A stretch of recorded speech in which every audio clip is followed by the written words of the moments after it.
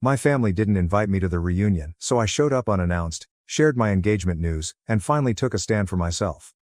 I am the youngest of 3 siblings and I am 28 years old. As a child, it was clear that I was the odd one out. There was always an obvious favorite, or favorites, I might say, among my parents. With their stable careers, large homes, ideal marriages, and those cute Christmas card families, my brother, 35M, and sister, 32F, were everything parents could boast about.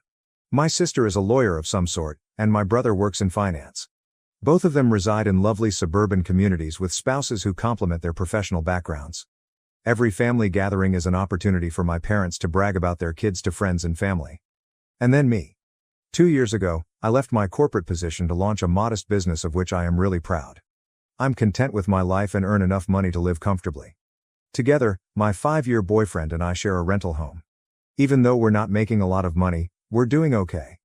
But my folks had a different perspective. Stable and traditional are terms they frequently use, and I suppose I don't suit that description. The subtle jabs about my hobby job, and remarks about how much better my life would be if I had persisted with a 9-to-5 have become unimportant to me. On the surface, we've always been courteous, but the tension has been for years. I didn't believe it was this horrible though. I came across my cousin's tale on Instagram a few weeks ago while perusing the platform. She appeared to be at a large family reunion. With all of the extended family gathered in one house, it was the type of gathering that my family often hosts a few times a year. There were my sister and brother, grinning with their partners. Except for me, my aunt, uncle and cousins were all tagged. I initially believed that I might have missed the group conversation. Perhaps the invitation got lost in all of my alerts. I sent my siblings an SMS. While my sister responds more slowly, she doesn't entirely ignore me, and my brother typically responds right away. Nothing happened for hours. I began to have the strange sensation in my chest that occurs when you know something is amiss but are reluctant to acknowledge it just yet. I called my mother the following day. I asked her how she was doing and if there had been a get-together, using a conversational tone. For far too long, the phone line went silent. She said, "Oh, the reunion? I didn't think you'd want to come. You're always so busy with your little business and everything." I took a moment to answer. I questioned her about why she thought I wouldn't want to attend. After all, my family is my family. She seemed to be trying to shrug the discussion aside as her voice became lighter. "We just didn't want to bother you, sweetheart. Besides, you've missed a few events before." Indeed, but primarily due to work, and not without informing them. As I persisted, it became increasingly evident that my absence was not an accident. They hadn't forgotten me. They had declined my invitation.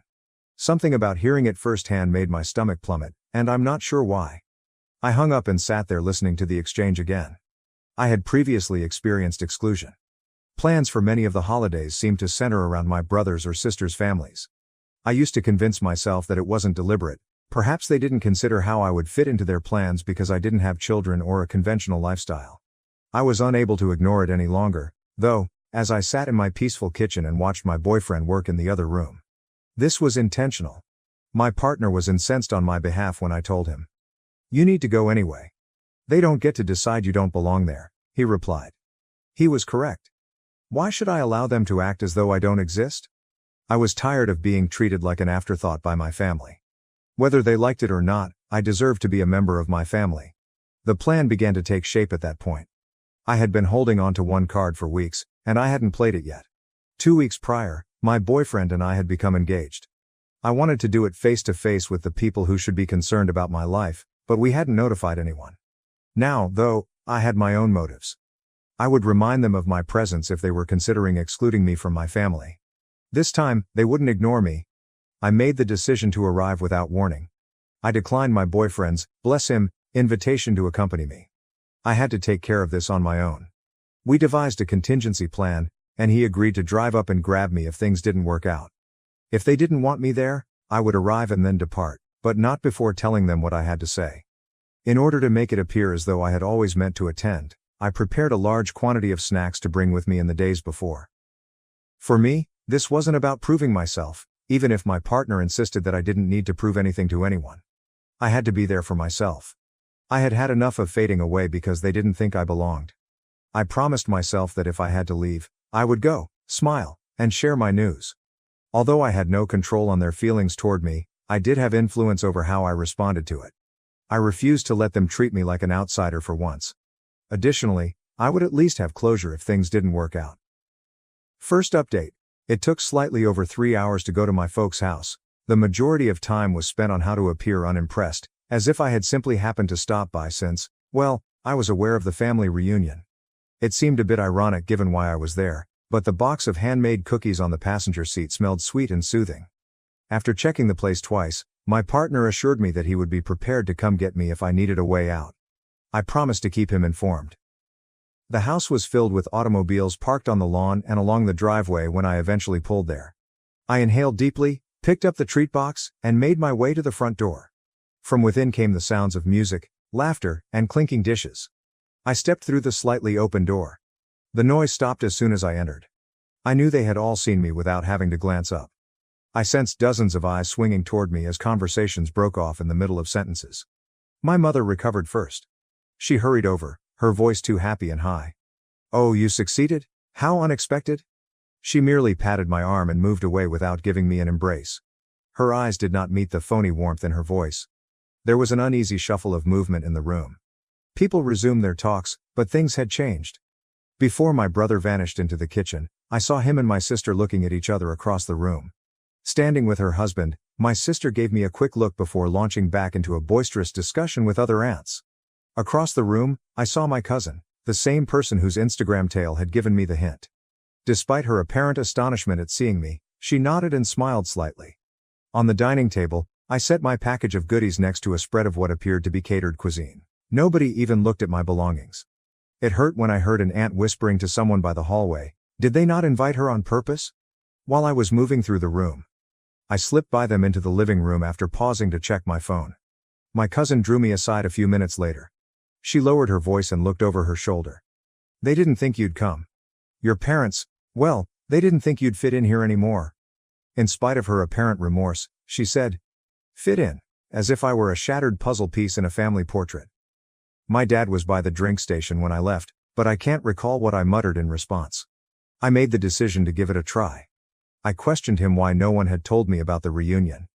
As he filled the glass, he hardly raised his head to say, "We thought you'd be happier doing your own thing." The words hung thick in the air, yet it wasn't unkind. Since it was clear that I would not receive answers, I didn't press him any further. I didn't feel like making small chat with relatives who were acting as though they didn't see me, and the box of cookies I had brought was still unopened on the table. But it wasn't all bad. A few of my younger cousins approached to greet me.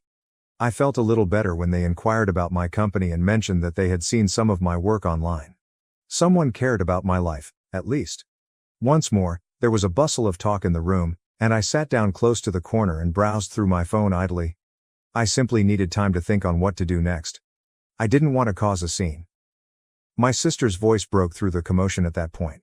Her face was beaming with joy as she clapped her hands. The room fell silent as she said, "Everyone, I have some news to share." And everyone's eyes shifted to her as she revealed she was expecting her second child. Cheers broke out.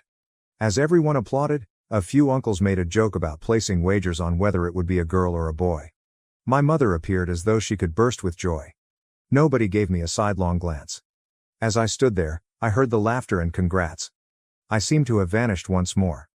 As usual, the same motif. The fact that I was present was irrelevant. The fact that I had arrived even though I hadn't been invited didn't matter. They would always treat me like an outsider and glorify my siblings. Something broke inside of me. I'm not sure if it was my dad's departure, the rumors I had heard, or the fact that my cookies were still unopened. Perhaps it was everything. I took a glass off the drink table and gave it a loud fork clink. Heads turned to face me as the room gradually became quiet once more. After enjoying the attention, my sister became irritated. I choose to disregard it. "Well," I continued steadily, "I have something to say too, since we're sharing big news." Second update. As soon as I walked in, the place was silent once more. All eyes were on me, all conversations halted, and forks froze in mid-air. But compared to when my sister revealed her pregnancy, the attention wasn't as enthusiastic or welcoming. I felt as though I had disturbed a sacred item. Despite my racing heart, I stood up and held my hand firm. "I just wanted to share some news of my own," I said. I raised my left hand to reveal the engagement ring, which sparkled in the light from the dining room. No one responded for a second when I said, "I got engaged 2 weeks ago." The silence was then broken by a few dispersed claps. From the side of the room, my little cousins, God bless them, cheered me on. The rest of the room remained motionless, as though they were still processing it, but a courteous uncle gave a nod of assent. Before forcing a faint smile, the kind she typically saved for strangers, my mom's face fell. "Why didn't you inform us earlier?" Her voice sounded more like an accusation than one of enthusiasm or inquiry. Her gaze flicked to the ring and then returned to me. "I didn't think twice," I said, loud enough for everyone to hear. "I wasn't sure you'd care. I wasn't invited here, after all. I assumed you no longer wanted me to be involved in family matters." Discomfort spread throughout the room. Pretending to check their phones, people looked at each other or moved in their seats. After standing by the kitchen doorway, my brother moved forward and pushed off the frame. His voice was sharp, and his face was crimson. "You are not the focus of this. You have to put yourself first at all times." There was a response to that. A few whispered to themselves, "Not now." Yet I could sense that everyone was observing. My brother's crossed arms and intense gaze made it difficult for me to speak. "So I did." "Really?" I shot back. "You all seem fine without me, but I don't remember getting an invitation to this little party. My engagement is as significant as the news of anybody else." The room became silent once more at that point. My sister refused to look at me since she was still blushing from her own news. My mother's courteous facade was beginning to crumble, and her face changed to one that was more recognizable. Annoyance. I saw her take a breath, likely to speak, but before she could, a voice broke the silence. One of my relatives remarked, "She has every reason to be angry." Her arms were folded as she sat close to the couch's edge. "What did you expect if you didn't invite her? That she would simply remain silent indefinitely?" Some people turned to look at my cousin. From the dining table came another voice. "Yes, it's not as though she's incorrect." I sensed a change for a split second. Although it wasn't much, it was sufficient. The fissures were visible. My mom shifted the topic, as she always does when she's cornered, likely understanding she was losing control of the situation. "Well, let's not forget how exciting it is that your sister is having another baby," she remarked, bringing a smile back to her voice. "The family is thrilled to hear that." There was a deflection, so clear. She was unable to give me this moment, not even for a brief moment. Immediately, the focus returned to my sister, who grinned broadly and thanked everyone once more for their congrats. My brother gave me a cocky grin like he was saying, "See? I was done." I took my phone out of my pocket and texted my lover, "Come get me," without uttering a word. I wasn't going to stay any longer than absolutely necessary. I picked up my handbag and made my way to the front entrance. Two of my younger relatives hurried after me, apologizing and inquiring as to where I was going. One of them hugged me and whispered, "You don't deserve this?" I returned the hug and assured her that I would be all right. It wasn't loud, but it was loud enough to hear my dad murmur, "Drama queen," from the side of the room as I was putting on my coat. I hesitated for a moment, but I didn't look back. Rather, I opened the door and went outdoors. The cool air cleared the heaviness in my chest and struck me like a jolt. One of my relatives came running out after me before I had gone halfway down the driveway. Her shoes crunched on the gravel as she jogged to catch up. "Hold on," she yelled. I paused and looked at her. She appeared embarrassed, almost as if she was at a loss for words. "I apologize," she blurted. "For everything." It was courageous. "In there you defended yourself. That was not how you should have been treated." I swallowed the lump in my throat and nodded. I managed to say, "Thanks." Perhaps someone from inside asked what I was doing when her phone buzzed in her pocket. She rushed back toward the house after giving me one final pitying glance. After a few minutes, my boyfriend's vehicle arrived. I buckled my seatbelt, threw my purse on the seat and got in. I started crying as soon as I sensed the car moving. The tears flowed quickly and forcefully, like if I had been suppressing them for hours. My guy simply reached over and squeezed my hand without saying anything. As the trees beyond the window blurred by, I let it all out. The sobbing had subsided into soft sniffles by the time we drove onto the main road. Although I still felt raw and ashamed, there was also relief behind all of that. I hadn't just let it happen for the first time. I had raised my voice. Even if they didn't want to, I forced them to see me. Third update. At first, the only sound on the drive home was the hum of the road. As my fiancé drove, I gazed out the window, mentally reliving every moment of the recent reunion. I eventually opened up, discussing my brother's teasing, my dad's remark about my being a drama queen, my mother's disregard for me, and how my sister's pregnancy announcement had been the last straw. It all spilled out. With his palm resting on the gear shift, my fiancé listened and occasionally nodded. You did the right thing, he added, looking over when I was done. They have no right to declare you unimportant. We will proceed without requiring their consent. It was helpful to hear, yet I remained silent. My phone buzzed as we got close to home. I looked down. The cousin who had followed me out of the gathering had left me a message. You were correct. For a long time, your parents have been discussing you behind your back.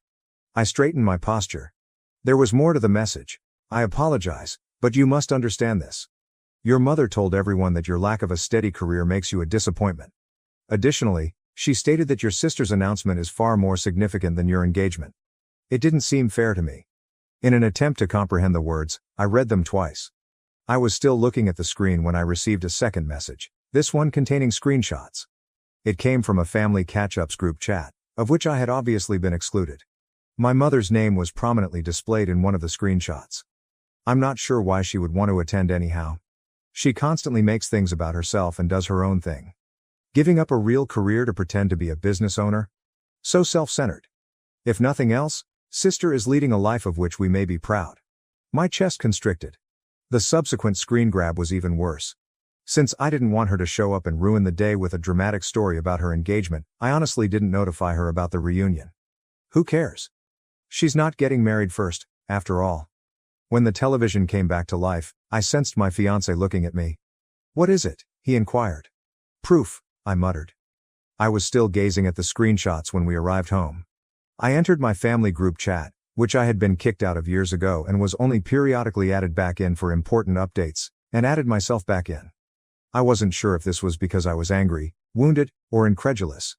I sent the screenshots as soon as I noticed my name appeared in the chat. Just those receipts for everyone to see, nothing else. I typed, "Is this how you truly feel about me?" a few seconds later? I suppose I ought to have remained forgotten at that time.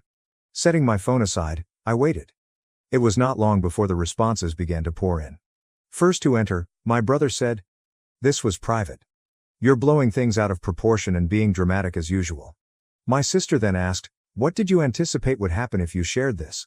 For no apparent reason, you're making things worse. Give it up." Their texts appeared like fast fire as I watched them type one after the other. Before my mother's name was ultimately displayed, I gave them a minute to vent. Compared to the others, her message was longer. Those remarks were misconstrued. "I don't like you creating all this needless drama, and you're reading too much into things. You've been overly sensitive all along. Taken out of context?" I scribbled a response as I took up the phone once more. "I'm offended because this is not how any parent should discuss their child. This is your opinion of me, even though I wasn't invited to my own family's reunion?" My dad's name showed up in the chat for the first time, but he only typed a scene tag beneath my message instead of typing anything. I didn't stay to finish reading it. I threw my phone onto the couch and placed it on silent. Sitting beside me, my fiancé drew me in. However, my phone buzzed once again shortly after. One of my aunts sent me a private message saying, "I had no idea that any of this was going on. I sincerely apologize for the treatment you received. You're worthy of better." Another reply arrived a few minutes later, saying, "We're proud of you for standing up for yourself. Nobody should be able to convince you otherwise." Although it wasn't much, it gave me hope that I wasn't going insane. I wondered for a long time if I was exaggerating. As my mother used to say, I might have been overly sensitive. However, I now had evidence, and a few supporters, at the very least. My phone rang just as I was beginning to believe that the worst was past. The name of my sister appeared on the screen. I nearly didn't respond, but I did. She wasted no time at all. She remarked, "You're destroying the family dynamic. What prevented you from letting it go? Mom didn't want any conflict, therefore she didn't invite you. You have merely exacerbated the situation." I refrained from arguing. I didn't shout. "You don't let go of not being invited to your own family's reunion," I simply retorted.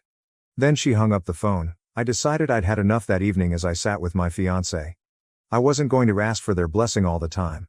A family who obviously didn't want me around was not someone I was going to pursue. I have to back down for my own mental health. The group chat was erased by me. My sister's number was blocked by me. And I allowed myself to give up for the first time in years. If love wasn't offered freely, I wouldn't beg for it. Update 4. My phone called out of the blue a week after the repercussions from the family group chat. I froze after taking a quick look at the screen. It was my father. For background, I didn't get many calls from my dad. Never.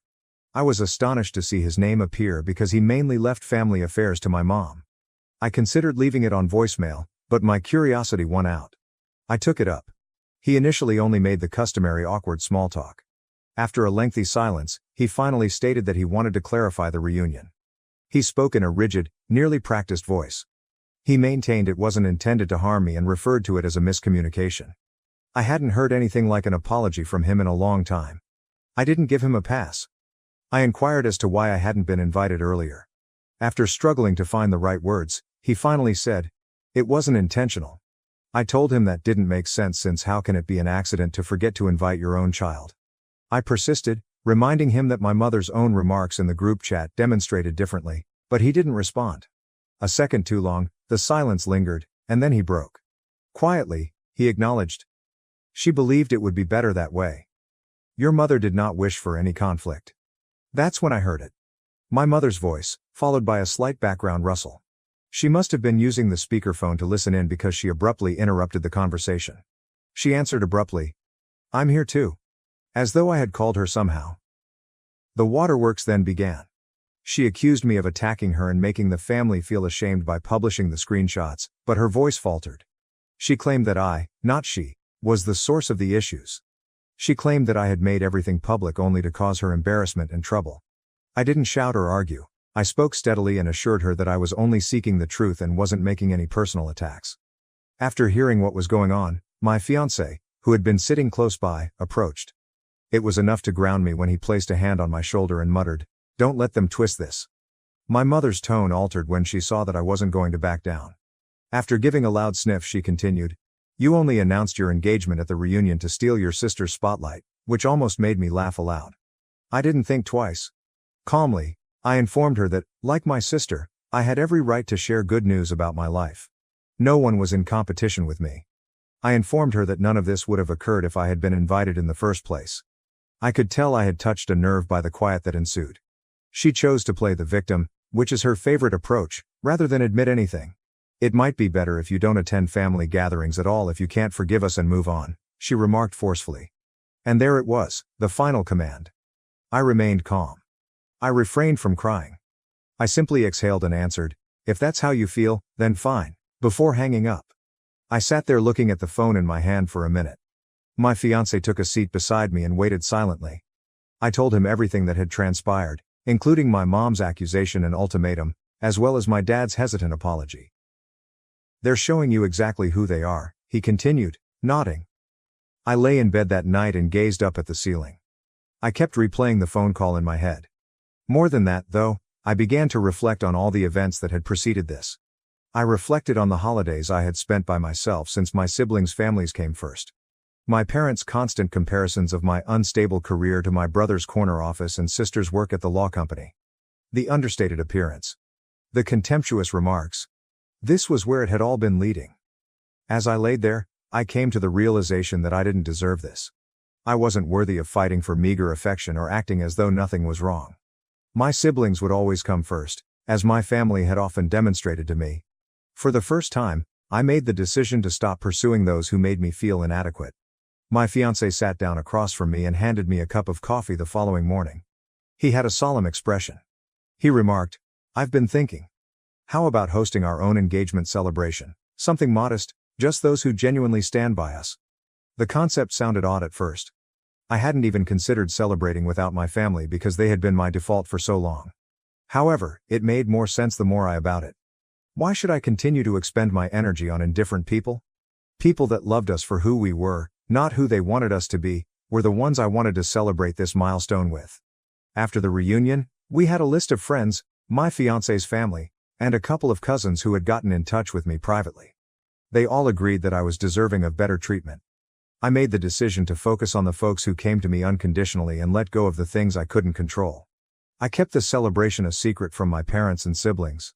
I was tired of trying to mend something that had been damaged for years and realized that it would only lead to more turmoil at this point. I was not going to plead for their affection or acceptance for the first time in my life. I had given up trying to find a family that didn't recognize me. At last, I was making my own decision. Fifth update, everything I didn't know I needed was provided at the engagement party. Just my fiancé's family, A few of my relatives who had been there for me through all the turmoil, and close friends made it modest and private. We arranged our backyard with string lights, served a variety of takeout and homemade cuisine, and adorned the tables with flowers that my fiancé had purchased from a nearby market.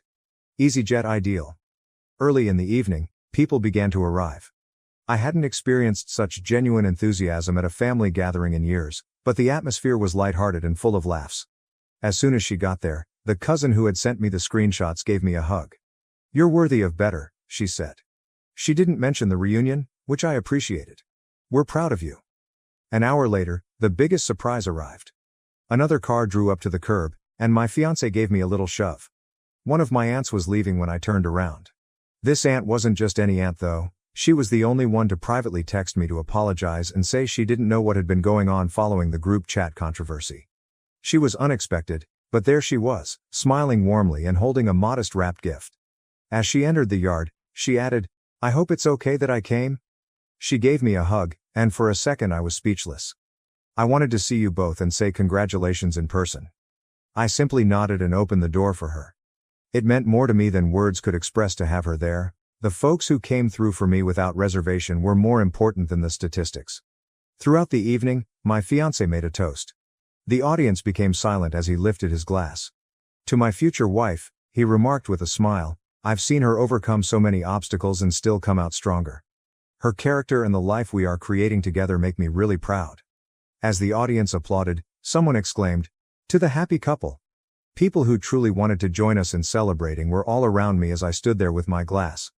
I felt like I was being seen for the first time. There was only love, no backstabbing remarks, no comparisons, and no compulsion to prove anything. We stayed around the fire pit with a few pals and ended up wrapping things late. I was not mistaken when one of my relatives remarked, laughing, "I haven't seen you this happy in years." After 2 weeks, I received an unexpected email. My dad gave it to me. Before I opened my email, I sat there looking at his name. He apologized first. It felt different this time. He acknowledged that, both during the reunion and in other instances prior to it, he had not defended me. He expressed guilt for not doing more to help me feel included and claimed he had no idea how much I had been harmed over the years. "I know I haven't spoken anything when you needed me to," he wrote. "Even though it might take some time, I hope we can begin repairing our friendship." I scrolled down after reading it twice. His addition at the bottom, "Your mom still doesn't see things the same way," caused me to pause. I'm not sure whether she will ever own up to her faults because she feels like the true victim in all of this. I also apologize for that. Although it hurt, it wasn't shocking. My mother had never taken responsibility for anything. I took some time to consider my response, and then I typed up a brief one. I praised my dad for getting in touch and let him know that while I valued his words, I value his deeds more. It would require work on all sides if he really wanted to rebuild things. I honestly didn't require a response, so I didn't anticipate one right away. I wasn't waiting for him to suddenly turn into the ideal father. His little step was plenty for now. However, I wouldn't accept compromises. I refused to put myself back in a situation where I didn't feel appreciated. Naturally, my sister couldn't help but stir things up. A few days later, I came upon one of her passive-aggressive Facebook posts. It was ambiguous but clear enough. It's funny how some people enjoy revealing personal details to get attention. Good or bad, family is family. I didn't answer. I didn't even give myself enough time to become upset about it. After blocking her, I simply went on. Her opinions, her sarcasm, and her judgment no longer had any influence over me. Life was fuller but quieter in the weeks that followed. I concentrated on running my company, organizing our wedding, and hanging out with the individuals who genuinely cared about me. I at last discovered serenity when I let go of the need to win my family's approval. In retrospect, I saw how much of my life had been wasted attempting to conform to a model that I was never meant to fit. Because I was different, my family had always made me feel inferior. However, that didn't prove me incorrect. Their incapacity to recognize my value was a reflection of them, not of me. Family is everything, as some people may say, and perhaps it is true for them. However, rather than condemnation and exclusion, family should be about love, respect, and support. I've never been happier as I'm finally creating a life with individuals that support me unconditionally. So here I am, going forth guilt-free and regret-free. I have no idea what the future holds for my parents or siblings, but I do know that I will never longer accept anything less than what I am worthy of. And to be honest, it feels really nice.